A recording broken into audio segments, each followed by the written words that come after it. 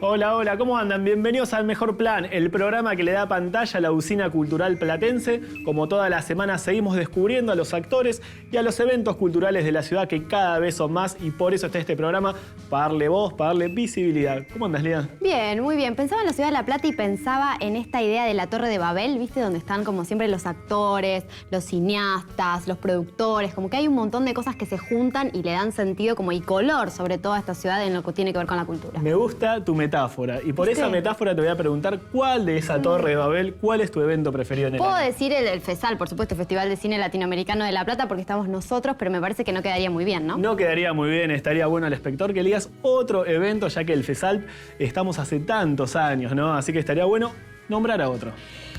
Es como complicado. En realidad me gusta mucho la cultura y podría recorrer como junto con Ana en su columna todos los espacios, pero sí me parece que Ciudad Alterna es uno de los lugares que más alterna justamente un montón de disciplinas y de cosas y que eso está muy bueno para la Ciudad de La Plata. Lo hemos visto en la apertura, muchísima gente en los últimos años en Ciudad Alterna y en un montón de eventos de la ciudad, así que a lo largo de todo este ciclo vamos a estar mostrando todos los eventos, no va a faltar ninguno, porque justamente el Mejor Plan trata sobre eso, ¿no? De darle voz a todos los eventos. Sí, que la música también, ¿no? Que es una de las cosas principales de Ciudad Alterna, es algo que La Plata lo tiene como muy erradicado, ¿no? Desde los inicios de esta ciudad aparece como una historia cultural de la música que me parece interesante que aparezca en Ciudad Alterna y por supuesto acá, ¿no? También escuchando cosas y viendo, como generando de alguna manera esto de los sellos platenses también acá en el estudio. Como todas las semanas que vamos saltando de disciplina en disciplina, hoy toca una disciplina que a nosotros nos encanta, que es justamente el cine, ¿no? Más de 4 festivales en la ciudad, muchísimos realizadores, muchísimas productoras y hoy también tenemos un invitado de lujo y observen estos muñecos que tenemos en la mesa. Creo que el muñequito el mexicano fue de una edición del festival que fue el país invitado México, ¿no? Pero me parece interesante, ¿no? Y pensaba que se hizo conocida la animación o empezó esta idea de la animación con Campanella y su película vinculada al fútbol, que no me puedo acordar el nombre, se llamaba... Metegol, decís vos. Metegol. Con Metegol se hizo conocida la animación, pero la animación en la Argentina tiene como una historia muy larga que nos va a estar contando Santi y que es interesante también para pensar y conocer un poco de esta animación. Bueno, y con ese dato curioso de Santi, más nuestra invitada que es Yacira Jordán, que es justamente una de las hacedoras de estos muñecos y nos va a estar contando acerca de su película Durazno, hay muchísima información, pero como decimos siempre, ¿no? Si vos querés enterarte qué ciclo de cine, qué curso de poesía, qué curso de teatro, la mejor, la más indicada siempre es nuestra columnista Ana Stattenberger, que le damos la bienvenida una vez más acá al programa. ¿Cómo andas, Ana? Hola, Fede, bien. ¿Todo bien? Muy contenta. ¿Te parece correcta esa presentación tuya de que sos la especialista del programa en conocer los lugares de La Plata? No sé si la especialista, pero sí tengo la fortuna de poder traer aquí al programa las distintas visitas que vamos haciendo a todos estos espacios culturales que tiene la ciudad de La Plata, que afortunadamente son muchísimos y que le dan lugar a todos los artistas para que puedan mostrar lo que hacen y también enseñar al público en general, como vos decías, los talleres de cine, de poesía, de guión. En este caso vamos a estar charlando y vamos a estar mostrando todo lo que hacen los chicos del Centro Cultural Atahualpa, que realmente es muchísimo. Mira, por la cantidad de hojas que veo en tu carpeta, me parece que en Atahualpa se hacen un sinfín de actividades. Se hacen muchísimas y también lo que es muy interesante es que es una casa, el espacio físico, que además de ser un lugar hermoso y súper acogedor, tiene una historia por detrás que realmente es muy interesante para conocer, que también nos habla de la historia, de la memoria, como algo muy presente en la ciudad de La Plata. Así que creo que es un espacio que muy arraigado aquí en la ciudad de La Plata y creo que está buenísimo mostrarlo. Es un espacio relativamente nuevo, ¿no? Así es, hace aproximadamente un año que los chicos empezaron a gestionar el centro cultural dentro de la casa con un montón de actividades que al principio eran ellos los que convocaban a las distintas productoras o a los artistas, pero en un momento afortunadamente se vieron sobrepasados porque muchísimos artistas empezaron a ellos a golpearles la puerta para decir, bueno, a ver qué es lo que puedo hacer acá. ¿Qué es lo que mejor puede pasar a un centro cultural, ¿no? Así es, que es verdad que los artistas quieran formar parte de tu espacio, así que todo eso es lo que vamos a estar mostrando en el programa de hoy. Bueno, reservate toda esa información que está muy buena para el próximo bloque y a ustedes los invito a esperar porque en el próximo bloque toda esta información más, muchas sorpresas más hoy acá en El Mejor Plan.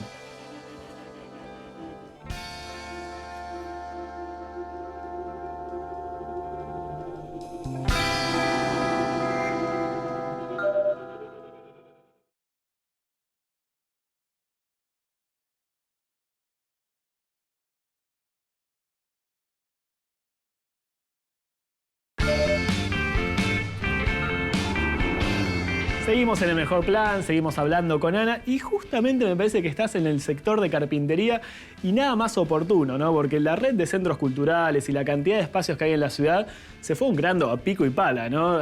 Todo con mucha autogestión. Sí, sobre todo el centro cultural del que vamos a hablar hoy, como estábamos anunciando, el Centro Cultural Atahualpa, que está ubicado en 59, entre 8 y 9, en un barrio ahí cercano de Plaza Rocha, de la radio de la universidad, también de la Facultad de Bellas Artes, y un programa que también tiene un centro cultural que también está muy vinculado a lo que vos decías con lo que es la construcción, o mejor dicho, la reconstrucción, porque estamos hablando de una casa que estuvo a punto de ser demolida. Realmente iba a ser una pena muy grande que un espacio tan lindo se pierda, pero sobre todo, no solamente quienes llevan adelante el Centro Cultural pudieron mantener y recuperar este espacio, sino que también emprendieron lo que es convertirlo en un centro cultural, es decir, abrirlo hacia todos los artistas de la ciudad, y ahora, hoy en día, están realizando muchísimas actividades que van desde música, talleres de danza africana, talleres de teatro, ciclos de cine de distinto tipo, así que realmente es muy intensa la actividad que tienen ahí. Sí, muchas actividades, pero volviendo un poco a la casa, ¿no? Porque a mí me llamó mucho la atención cuando fui por primera vez,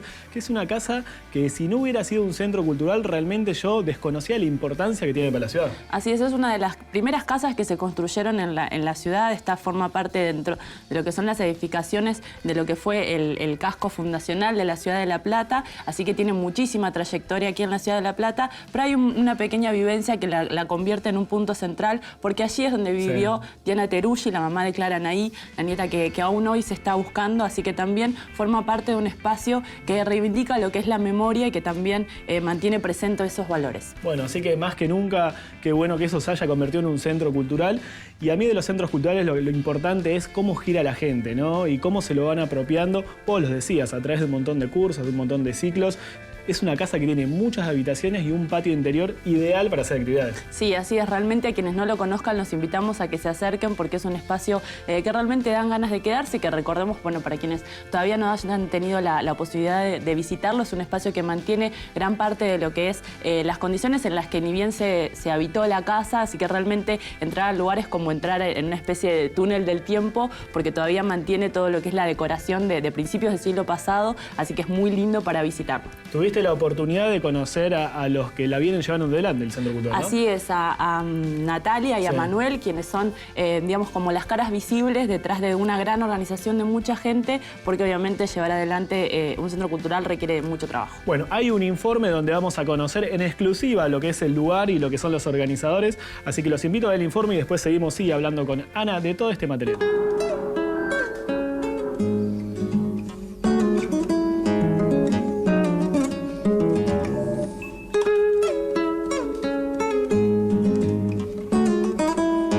Casa que tiene muchos años, que viene de una familia tradicional de la ciudad de La Plata, de la familia Teruggi. De hecho, es la casa donde vivió Diana Teruggi, la mamá de Clara Anaí Mariani. Era una casa muy grande, de muchos años y de muy costoso mantenimiento, hasta que falleció la madre de Diana. Y ahí es cuando empiezan a pensar qué hacer con la casa. Surge la posibilidad la idea de ponerla a la venta. La realidad es que les resultaba muy doloroso desprenderse de la propiedad. Me imagino que en una situación tan comprometida con la historia, de vender una casa cuando todavía hay una nieta que se está buscando, siempre es lo último que se pretende hacer desde la familia, porque es la casa que también la está esperando. Nos enteramos que estaban viendo qué hacer con la casa, ya no estaba viviendo nadie, no estaba habitada. Le llevamos la propuesta a la familia y les resultó muy interesante poder convertir este espacio en un centro cultural por la historia que tiene la casa, por los años, por la belleza que tiene la casa también.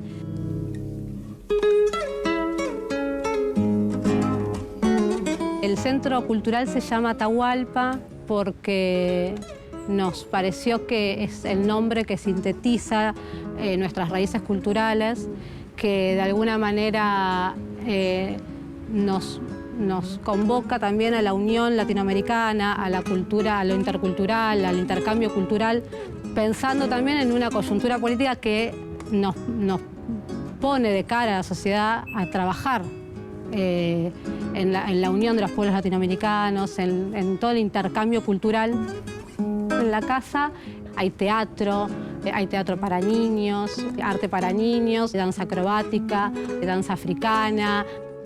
Después tenemos otras actividades, otros ciclos, que también es una manera de poder ampliar el público y poder invitar, abrir las puertas del espacio.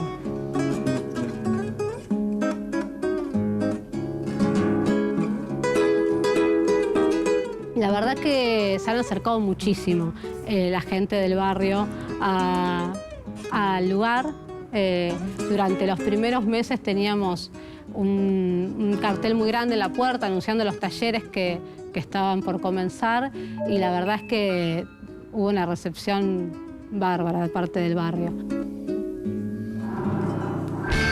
Estamos descubriendo el Centro Atahualpa. Vamos a agradecer a todos los organizadores por abrirnos las puertas del lugar, que es un lugar hermoso, sin duda. Así es, y también además de todo lo que estábamos viendo recién, esa gran cantidad de actividades que realizan, los chicos también tienen en su haber un montón de realizaciones que están muy vinculadas con el tema del día, con el tema del cine y de la animación, porque hace poquito estuvieron realizando, comenzaron a realizar el primer capítulo de una miniserie. Ellos también se encargaron de, digamos, se metieron en el mundo de la realización cinematográfica con Miradas de la Patria Grande, con la idea de abrir el centro cultural hacia las distintas comunidades latinoamericanas que viven aquí en la ciudad de La Plata. Y el primer capítulo justamente lo que hizo fue invitar a la comunidad peruana a que se sume al centro cultural para mostrarnos desde allí sus distintas costumbres, sus comidas, sus danzas, sus vestimentas. Así que la idea, lo que tienen los chicos es, a partir de este primer capítulo, empezar a mostrarlo y mostrando este primer capítulo, la idea es empezar a recabar el financiamiento para completar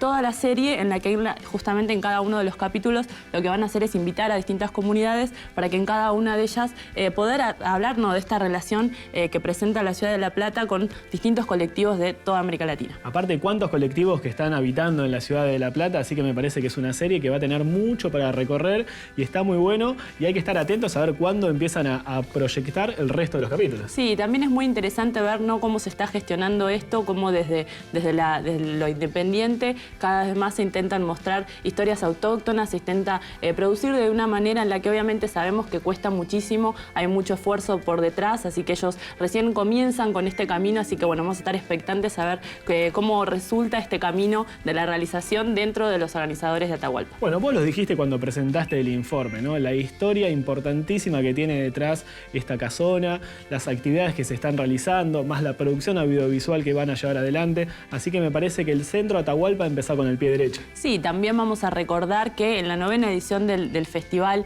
de Cine Latinoamericano de la Ciudad de La Plata, el Centro Cultural también les abrió la puerta, sobre todo para lo que tuvo que ver con el taller de Stop Motion, que también está relacionado con nuestra invitada del día, Yasira Jordán, en la que bueno, estuvieron mostrando todo lo que hacen los chicos del Estudio de Animación Celeste. Bueno, justamente esos muñequitos que están arriba de la mesa fueron parte de lo que fue el taller de Stop Motion, sobre todo el personaje Dubicel, que nuestra entrevistada nos va a estar contando, y capaz que manipulando en vivo, aunque me parece que es una cuestión difícil, pero todos estos talleres se fueron y se realizaron en el Centro Atahualpa, que fue un lugar importantísimo, ¿no? Sobre todo las conferencias que hubo en el marco del 9º FESAL. Sí, así es. También estuvo presente allí Liliana Mate contando lo que tiene que ver con la exhibición y la distribución de los cortometrajes, que siempre, bueno, desde el festival es algo a lo que incentivamos mucho, porque los cortometrajes no tienen otra pantalla que no sea la de los festivales, así que el Atahualpa también estuvo presente abriendo sus puertas para mostrarnos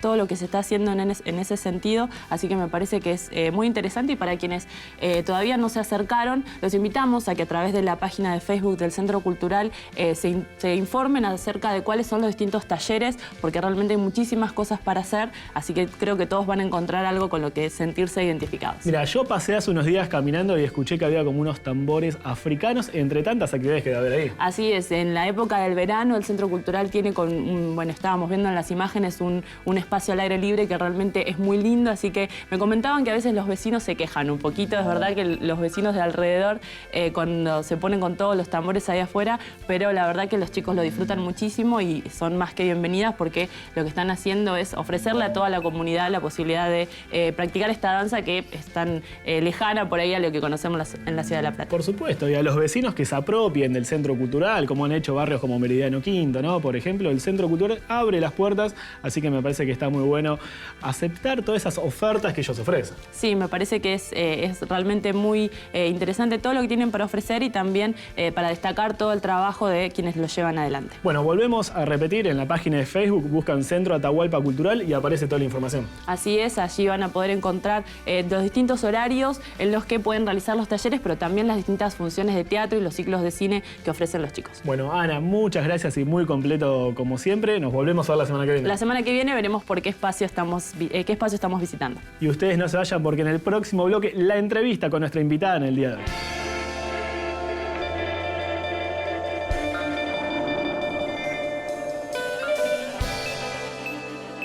Uno aprende en ese camino, digamos, a cómo hablar con la gente, a cómo encarar, a cómo vender. Es como re importante eso, más allá de la carrera del cine.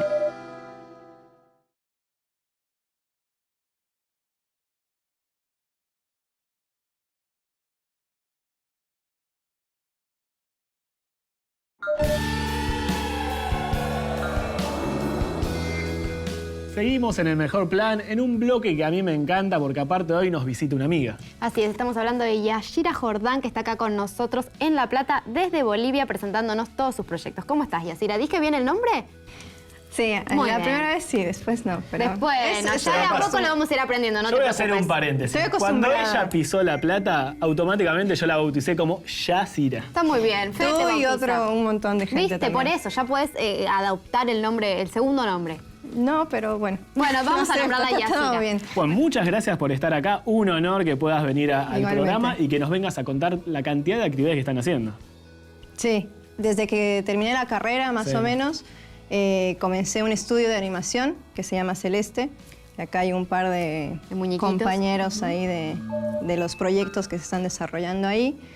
Y bueno, a la par también del estudio, como que comencé con el desarrollo de Durazno y después de 4 años terminamos y estamos ahí con los estrenos como por todo el mundo. Primero también en las ciudades donde nació más o menos el proyecto y después recorriendo el mundo. Contanos un poquito, primero, cómo llegaste a la ciudad de La Plata, ¿no? Porque La Plata tiene una de las carreras de cine que es la más antigua, ¿no? Junto con Santa Fe. ¿Cómo fue que desde Bolivia te trataste o viniste a esta ciudad? Es una larga historia. Nos encantaría claro. escucharlo. Es una larga historia, pero digamos, básicamente es una casualidad. O sea, nunca pensé que iba a terminar, iba a hacer cine en La Plata. De hecho, no sabía que existía La Plata. Siempre uno como que relaciona todo más con Mar del Plata, piensa que es la ciudad, ¿no? Claro. Buenos Aires. Pero en ese momento, en el 2004, cuando yo terminé el colegio, me fui a Estados Unidos a estudiar cine y como buscando siempre hacer algo que esté relacionado a esto, más que nada, sobre todo hacer cine, no solo estudiar, ¿no? Siempre necesitaba eso. Caí en México porque había una convocatoria para una universidad y me gustó y fui.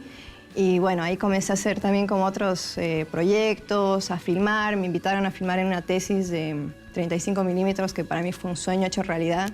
Tenía 18 años y estaba filmando en 35, entonces fue como increíble. Y ahí en ese rodaje, ¿vos qué función tenías? ¿De Era directora? el asistente del asistente del asistente. O sea, era Pero el estaba mejor filmando lugar donde 35. podías comenzar. Claro. Claro, como se tiene que escalar un poco, ¿no? Esta escalera medio complicada del ¿Crees en cine. eso? ¿Crees que el cine todavía tiene mucho de oficio? Esta idea de que puedes empezar en un lugar y después terminar siendo director, ¿o crees que tiene que ver con el estudio? Sí, creo que hacer cine es como ganarse un poco el terreno y hay que luchar como día a día. Es muy difícil caer a un lugar y si no tienes la experiencia como que no te van a dar bolas. Sobre todo como uno aprende en ese camino, digamos, a cómo hablar con la gente, a cómo encarar, a cómo vender. Es como re importante eso, más allá de la carrera del cine. Sí, sí. A ver si coincidís conmigo en esto. Vos, cuando empezaste a estudiar cine, empezaste a conocer un montón de gente, un montón de amigos y compañeros. Y gran parte de eso se ve en lo que fue después Durazno, ¿no? En ese compromiso de toda la gente que te siguió en ese proyecto. Claro. Sí, bueno, particularmente Durazno es un proyecto muy especial porque lo comencé yo sola, se unió a mí una productora de Bolivia, se pensó primero como una producción argentina y después en el camino fuimos descubriendo como otras maneras de producir la película y ahí se fue sumando mucha gente, ¿no? En ese proceso me encontré con el crowdfunding, que en ese entonces, que en el 2010 más o menos, aquí en Latinoamérica no existía. De hecho, la palabra, ¿no?, misma es como crowdfunding en inglés. ¿No?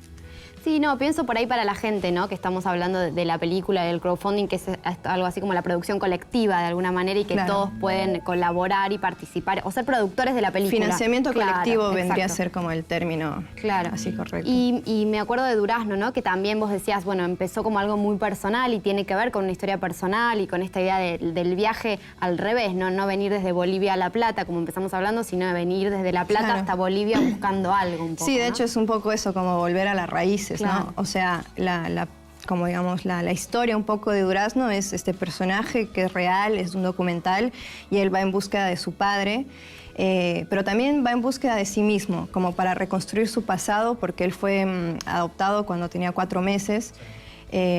Entonces, el viaje es real y él va encontrándose con personas totalmente reales de su infancia, su adolescencia.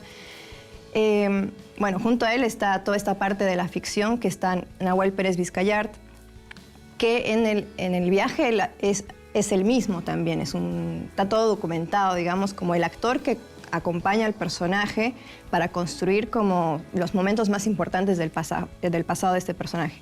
Y esos momentos que son recuerdos, son sueños y son pesadillas, son todas hechas de una manera más metafórica, digamos, más, no sé, como sueños o... Sí, por ahí también tiene que ver con cómo uno reconstruye su pasado, ¿no? Porque lo que pasa es que, Ezequiel, digamos, este personaje me iba relatando y yo me iba imaginando esas situaciones y me las imaginaba así, como está en la peli, ¿no? O sea, me parece también que es una historia muy triste, de alguna manera muy dolorosa, muy fuerte. Entonces, la manera que tenía que contar un poco la historia no tenía que ir tanto de ese lado porque ya la vida estaba para eso, digamos, ¿no? Y bueno, tenemos el lenguaje cinematográfico que quizás puede llevarte a otro nivel. Contame de tus sensaciones después de un proceso tan largo de que fue la creación y la producción de la película, cuando la viste plasmada en la pantalla, tanto en el estreno en Bolivia como el FESALP acá en La Plata. ¿Qué sentiste vos al verla? Mira, primero, no creo que haya sido un proceso largo, fue muy intenso, pero... en todo su desarrollo, que estuve como en muchos festivales y laboratorios, que eso fue como lo que ayudó muchísimo a la difusión de Durazno, yo me iba encontrando y conociendo con otros compañeros que estaban también con sus proyectos. Y hay algunos de esos proyectos que todavía siguen buscando financiamiento, ¿no? Por ejemplo, está el caso de, no sé, Contracorriente o La Teta Asustada, son películas que han tardado 7 años en hacerse. Entonces creo que de alguna manera he sido bastante afortunada en hacerlo en 4 años redondos. Algo que me llama a mí la atención es como que 2 años de desarrollo, 21 días de rodaje y 2 años de postproducción. Es como una locura todo lo que se tiene que hacer antes y después. Pero a mí me pasaba algo muy loco que me pasó que siempre que yo iba a ver una película en los festivales, lo veía el director adelante y decía como, algún día quiero estar ahí y presentar mi película, ¿no? Como esta cosa mágica de estar en la sala y ver tu película y todo eso era como lo quiero sentir. Sí. Y nosotros estrenamos en Toulouse, en el festival, el 26 de marzo del 2014. Y en el momento que pasé a presentar la película, fue ahí como los, no sé, 30 segundos de felicidad absoluta de decir, lo logré. O sea, estoy en el lugar donde imaginé y soñé estar. Y después de eso, sí, las sensaciones son medio un desastre, porque uno ve la película como en ese tamaño gigante y se escucha todo. Es algo que le pasa a todos los directores, ¿no? Cada vez le ven errores. Claro, y te pasan pasa las proyecciones eso, y le siguen viendo cosas. Pero bueno, realmente me parece que el resultado fue muy bueno. Sí, no, a ver, es como cada estreno tiene sus sensaciones diferentes, ¿no? O sea, creo que nunca he sentido lo mismo que la anterior vez. Pero lo que sí puedo decir que es algo único a partir de que terminé Durazno es la gente, digamos, la gente que ve la película y que se te acerca y te dice diferentes cosas, y gente que no conoces. Eso es como mucho más fuerte, ¿no? O sea, me ha pasado que se me ha acercado, no sé, una chica, por ejemplo, diciéndome, como llorando y diciendo, después de ver la peli, quiero ir a buscar a mi padre. Como es una motivación gigante lo que acabo de ver. Sí. Sí, y que por eso... ahí, sí, vos decías esto de la tristeza de la historia, pero también la película tiene algo como de esperanza o de alegría, ¿no? Me parece que ahí el cine logró de alguna manera reencontrar ese pasado y ponerlo en escena para poder superarlo. Eso me parece súper interesante de Durazno y que incluso la ficción juega un poco con eso, ¿no? Claro. Yo me quedé con esto de los tiempos del cine y del rodaje. Y pensaba, ¿no? Hablábamos hoy en el programa de la animación y que tiene que ver con el cine y es otra manera de hacer cine donde no hay un rodaje físico, pero de alguna manera también hay un rodaje en la animación. Bueno, justamente después de Durazno, igual fueron 21 días de rodaje de viaje, ¿no? Pero después fue como yo registré a Ezequiel durante 6 años más o menos, antes incluso sin saber de Durazno, y ese material quedó porque era como oro. Pero después de Durazno fue como que quedé sin alma, sin cuerpo, sin, o sea, puse toda mi vida en la película y me encontré con que como no quiero más cine. Y creo que a mucha gente le pasa, ¿no? Pero me alejé mucho del cine, no podía ver una película, era como que recién ahora puedo ir al cine. Y aparecieron estos muñecos.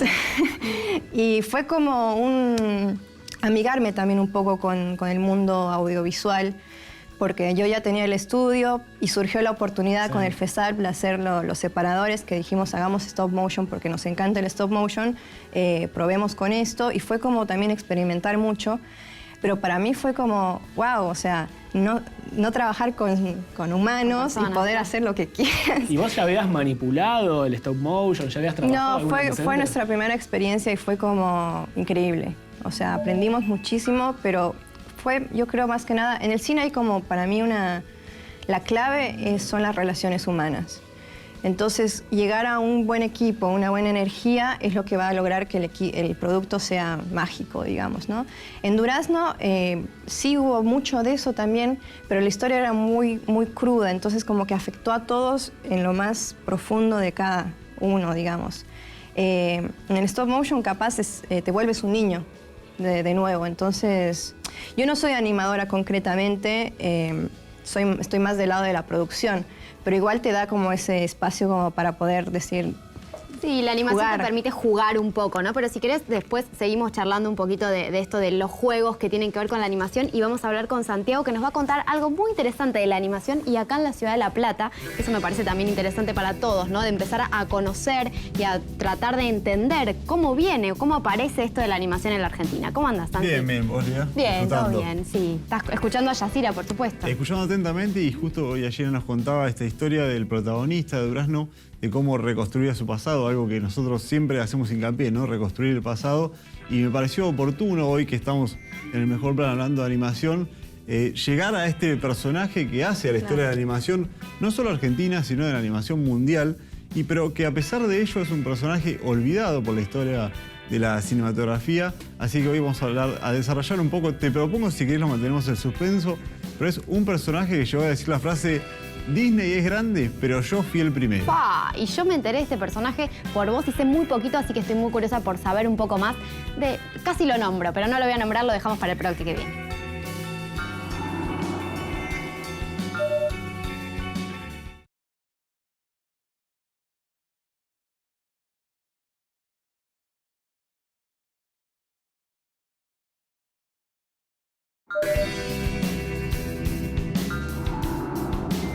Y estamos acá con Santi para que nos devele un poco el misterio de esto de...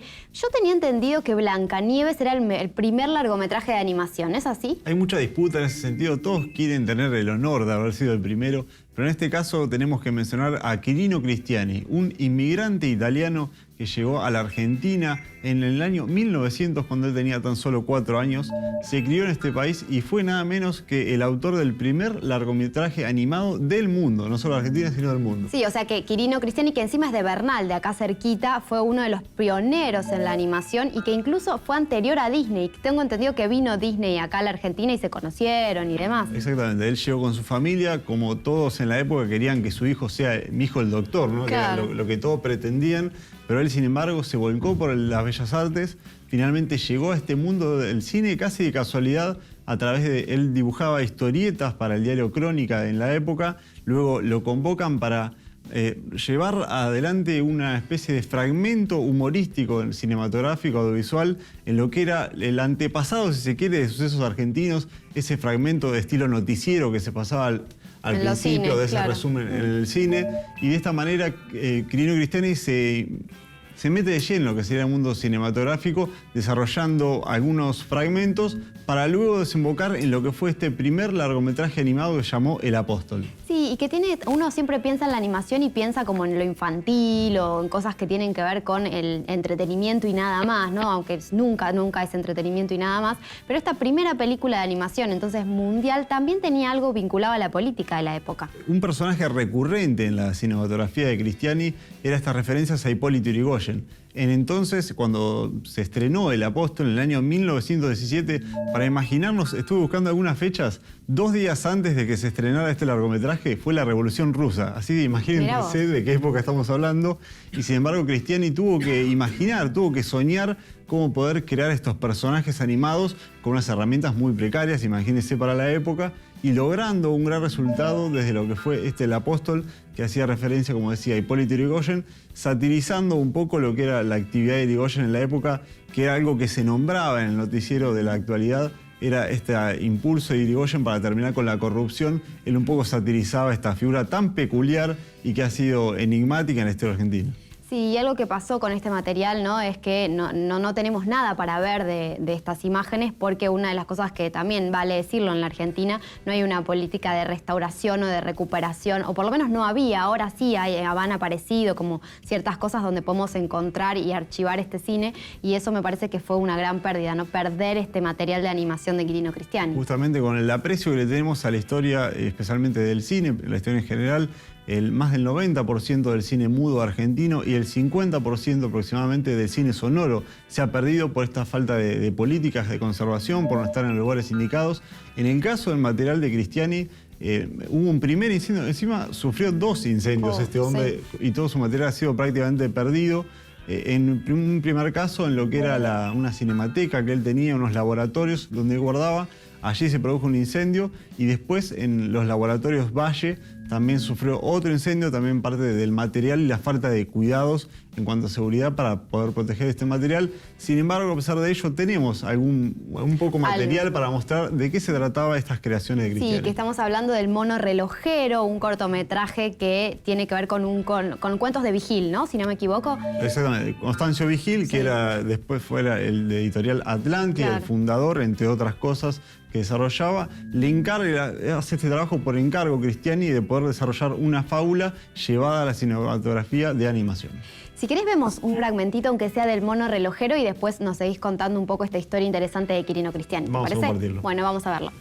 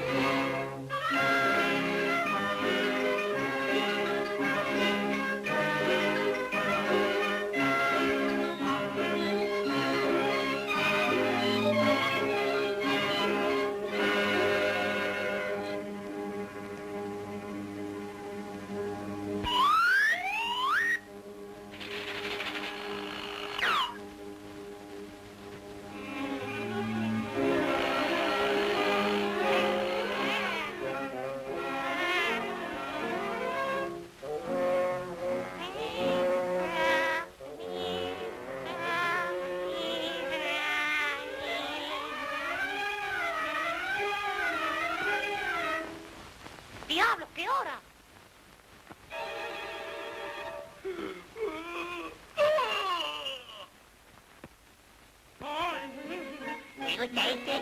No. ¿Y este otro? No, tampoco. Sí. No.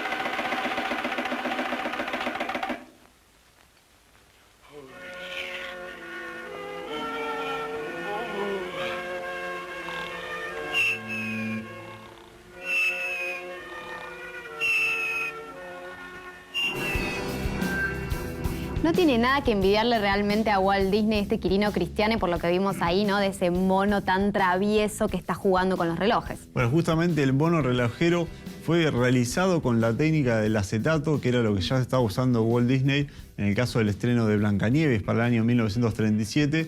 El mono relojero es de 1938. Estamos hablando de una cinematografía ya madura de Cristiani, pero por lo que narramos antes, ¿no? Toda esta falta de material que se ha perdido de estos primeros trabajos del 1917-1918, que fue también un material secuestrado por el gobierno de la época porque era sumamente crítico y por razones de Estado se terminó censurando y ocultando ese material. Sí, no, y pienso también que a veces uno asocia, ¿no?, esta idea de la animación con las computadoras o con las nuevas tecnologías o con todo lo que tiene que ver con lo contemporáneo. Y me parece interesante, ¿no?, como volver a la historia y recuperar estas cuestiones que también tienen que ver con una historia propia, y sobre todo en el material de Cristiani, que no solamente en El Apóstol trabaja sobre el irigoyenismo, sino que también tiene otra película donde aborda también esa temática, ¿no? Claro, justamente lo que sucedió con El mono relojero que veíamos recién es que le falta todo eso que Cristiani quería poner en su cine, lo que decíamos antes, ¿no? Era un trabajo por encargo, lo cual le faltaba toda esta parte de sátira política, pero sin embargo él tuvo otras realizaciones, bien decías, Lía, esta otra producción referida a Hipólito Yrigoyen, como fue Peludópolis. Recordemos al presidente, se llamaba El Peludo en esa época, y él realizó Peludópolis. Mientras estaba en etapa de producción, fue el golpe de Estado que derrocó a Hipólito Yrigoyen y llegó José Félix Uriburu, y este material, bueno, terminó realizándose, readaptándose a como la historia, ¿no?, lo obligaba casi a poder adaptar ese guión, y terminó realizándose. Tuvo muy poco éxito, incluso se dice que casi prácticamente lo lleva a la quiebra a Cristiani, pero sin embargo él pudo salir a flote. Incluso, como decías, Walt Disney visitó la Argentina en su momento para el estreno de la película Fantasía, y en este caso quiso conocer a Cristiani cuando se enteró de la vida de este realizador. Hay una anécdota interesante, ¿no?, llamativa, de lo que era Cristiani con ese arraigo que tenía siendo de origen italiano en Argentina, que el propio Walt Disney le ofrece trabajo en Hollywood. Se podía ir a los grandes estudios a tener todo el presupuesto que quisiera a mano, y sin embargo él decidió apostar a seguir en Argentina, a su laboratorio, a sus producciones. Tiempo después se retiraría de la cinematografía, pero absolutamente por una decisión propia.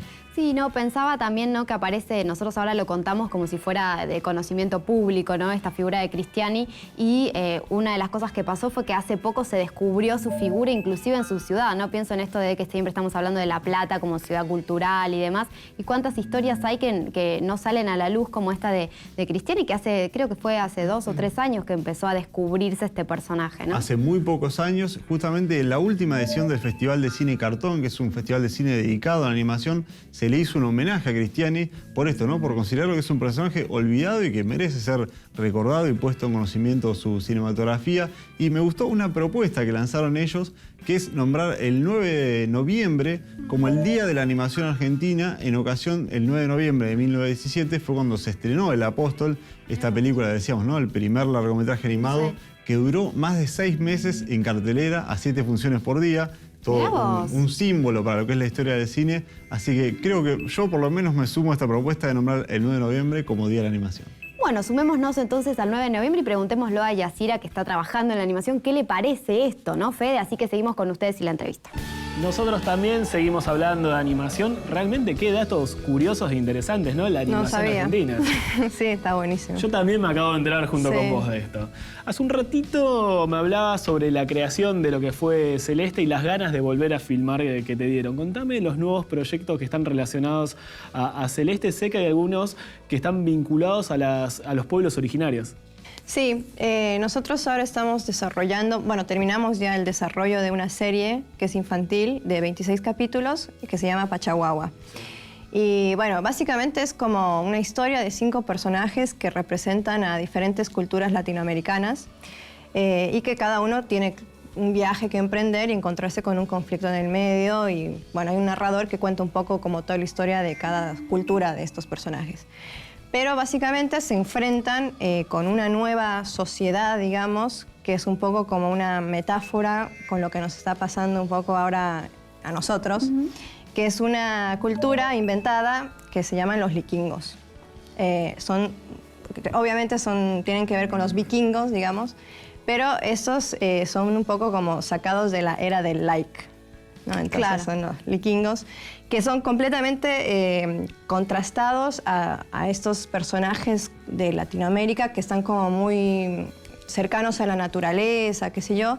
Los vikingos les gusta el plástico, están todo el tiempo con una especie de iPad, comunicados, como que están muy alejados de la naturaleza.